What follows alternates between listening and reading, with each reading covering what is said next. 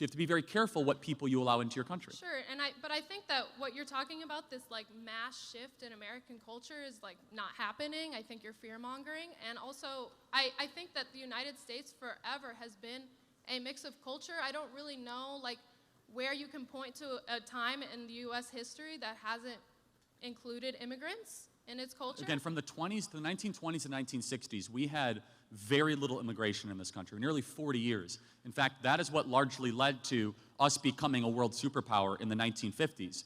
This is another interesting and intriguing debate which went down the other way, and it's an interesting one which you really need to watch and stay put to the very end.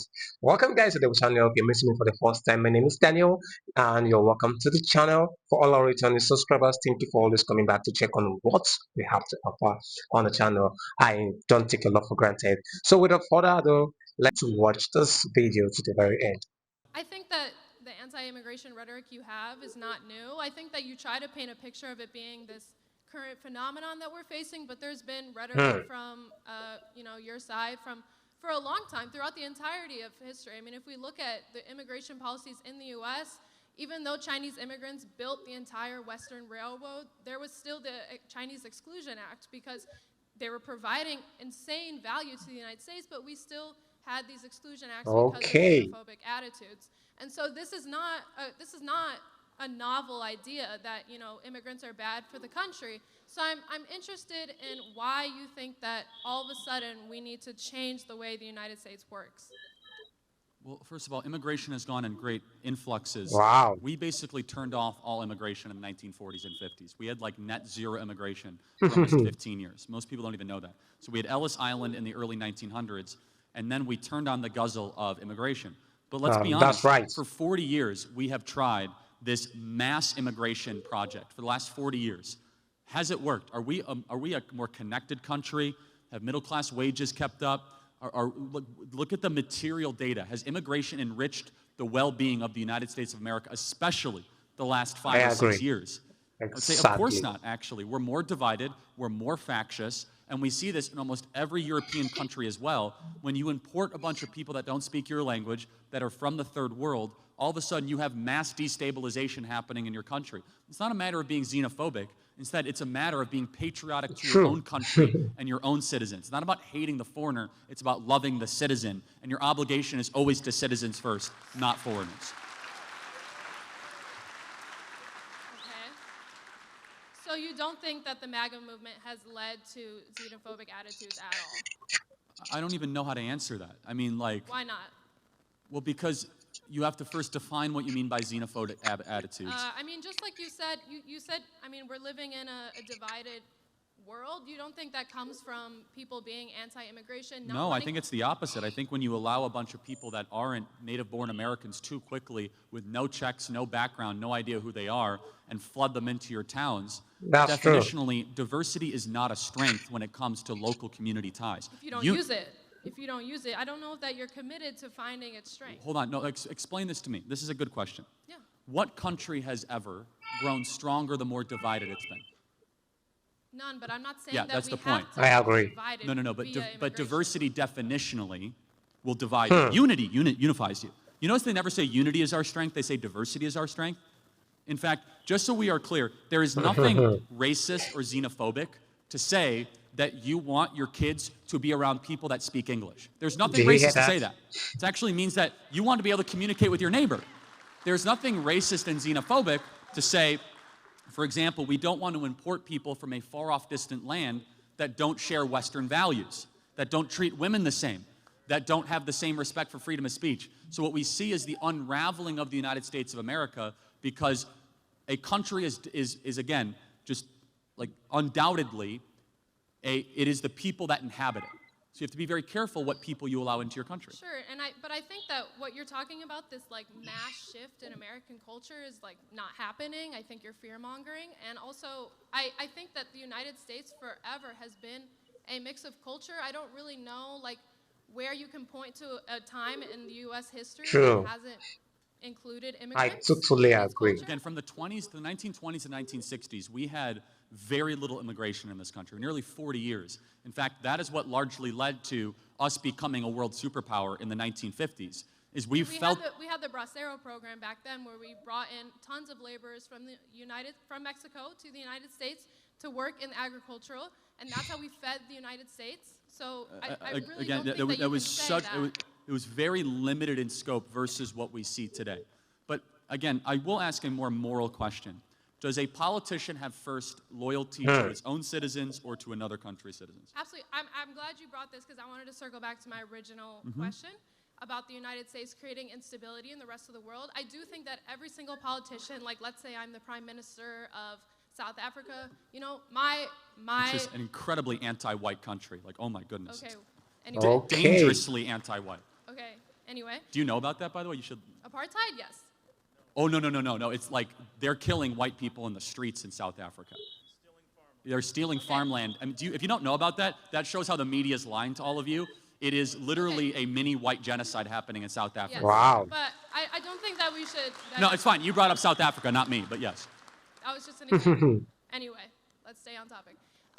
So let's say I'm the Prime Minister of a country. I do agree with you that my first job is that country. That's right. That's who I'm leading. But considering the United States has created mass violence, instability, and poverty around the world, you don't think that we have some sort of obligation to the people who then have to flee from that? No. Why not? Wait, hold on. Well, why not? Define your terms. I agree. Where have Exactly. we created mass stability? I'll grant you Iraq. That was a disaster. Where else? In all of Latin America, in different countries in Africa, places that, like the Philippines that we colonized, Puerto Rico. Yeah, I mean, of course. I'm always so interested in this, as if it's like you can never blame True. those countries for not having their act together. It's somehow America's fault. Like, oh, it's America's fault that Nicaragua can't get its act together. It's America's fault, even though we welcome Puerto Rico to become U.S. citizens, like we've colonized them. So here's the paradox. You don't think that Puerto Rico was colonized? No. I'm saying no. So if we don't help Puerto Rico, we're evil. When they become a territory, we colonize them, and we haven't done enough. It's like, which one is it exactly? So the Puerto Rico was taken from the Spanish as a colony and used as a sugar farm for years, where the workers were paid less than $1 per day to create sugar for the United States. And it's not really about statehood or independence. It's about letting Puerto Rico decide that. That's true. themselves. And anyway, this isn't about Puerto Rico. No, it's This is fine, about- but and more broadly, and I'll get to the couple final questions here. I can sense that your problem is that like America's super successful and these other countries aren't. And foundationally, it's rooted in envy, bitterness, and resentment because I agree. we are the world's superpower. It's not because we've held anybody back. It's because we've had incredible people, really good you ideas. don't think the U.S. has intervened in a negative way in other countries? At times, yes. At times, we've intervened very favorably. Can you at least acknowledge at times that Sure, there has been aid, but there's also been Do you hear that? terrorists not just aid, South Korea exists because of American involvement. Kuwait exists because of American involvement. But it's not. So But to look at American accountability, you have to look at the whole of that accountability. And to say that certain countries are less developed purely on their own fault is to ignore history. so that's where we disagree. Countries have to take responsibility for their own future, which again, this is one of the reasons why so many people hate Israel. Every other country around there is like a third world country, and Israel is super successful and super agenic, and they're able to be like one of the wealthiest countries on the planet. You gotta wonder, what is it that they're doing? Oh, it's the Jews because they're stealing all this money. No, actually they like work super hard, and they don't believe in Islam, and they actually, True. and like, wow. And the I one totally place Have that you ever agree. been to those countries? yeah, actually, I have been to Israel, and I've been to the Palestinian Authority. I've been to the West Bank. I've actually visited it. Even if I hadn't, that doesn't mean what I'm saying is wrong, just for the record. By the way, I encourage you to try to go to Lebanon or Syria. Not exactly the Four Seasons, right? So, And you not don't great. think that U.S. intervention has anything to do with that? Partially, but again, to blame the evil U.S. intervention for every single problem is, at its core, intellectually sloppy. I don't think so, because the United States has 2 times the military of the rest of the world, and it has been in our DNA to intervene in a military way in other countries. So to say, I mean, I know you believe so in... I want to try to square this all together. I got to get to another question, just to make sure I'm clear. So you're mad at America for getting involved in other people's countries, right? So America's bad for that. But then you want everyone to come to America. I thought America's bad. Okay. I'm saying that the United States needs to be held accountable. You can't meddle in So we're other held accountable by countries. inviting the entire world here? If you are going to mess up that country, you have to do something about Oh, it. do something. Invite them here. Maybe if you're the reason that they have to leave. No? All right. Then that at its core, I'm glad you articulated it, is Wow. neoconservatism, which is invade the world, invite the world. Which is that you don't support the invasion part of it, but somehow we have to invite the world as some sort of like mass penance. But that's like you invade and then say, oh, Well, no, I don't now- support the invasions. That's right. I think you are overly ascribing fault to the United States of America when in reality think it's so. it's these own broken countries that cannot get their own act together. I A think- great example is this, and I'll close with this. El Salvador is actually safer than America. It has billions of dollars flowing into El Salvador. Why? Because they elected I Bukele, agree. who decided to go after Exactly. MS-13 and clean up the streets of El Salvador. Which, again, it was because they decided to do good things with massive action. Countries can be wealthy. Singapore is wealthy. You could be a very wealthy country if you embrace Western market ideas, private property True. with low crime, and it's not But, always. I mean, in the case of El Salvador, the United States was the reason that the country broke down into gang warfare. And now, if you look at the way they were able to turn around, they had to declare a Again, state it's- of emergency again, just to be able to turn things around. It's just like this is where we're different, and then I'll close. Then we have to get going. I look at America as a force for good. You look at everything wrong and you say it must be America. No, sir. I'm looking at bad things that they have done and calling for accountability. Okay, like I mean, maybe we disagree. I don't know. I guess I think we're a wonderful country, and I think if a country is poor, they're poor by choice, and they have to be able to get their act together, make better decisions, and stop acting like victims all the time. Thank you very much. Love this one so well. Like, I am actually carried away with this particular debate. The angle which it came from, it's a lovely one. And I think this is one of the debates I love so much, especially when Charlie Creek debates liberals, college students, and it's something that I love listening to because I get to learn a lot from Charlie and also the college students. The facts remain the same because Charlie Craig actually wants the notion to be correct relating to this perspective he is always shooting at. And for the part of the college students, they won't admit the fact, especially for this debate.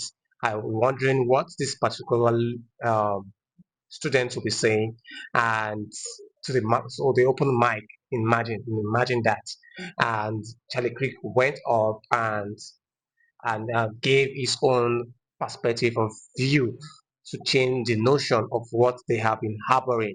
Because based on what you have been harboring, that's what you build upon.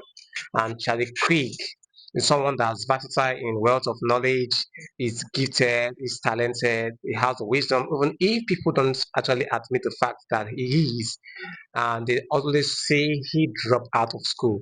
Yes, he dropped out of school, but he still have the he came out well to outsmart people that are in school.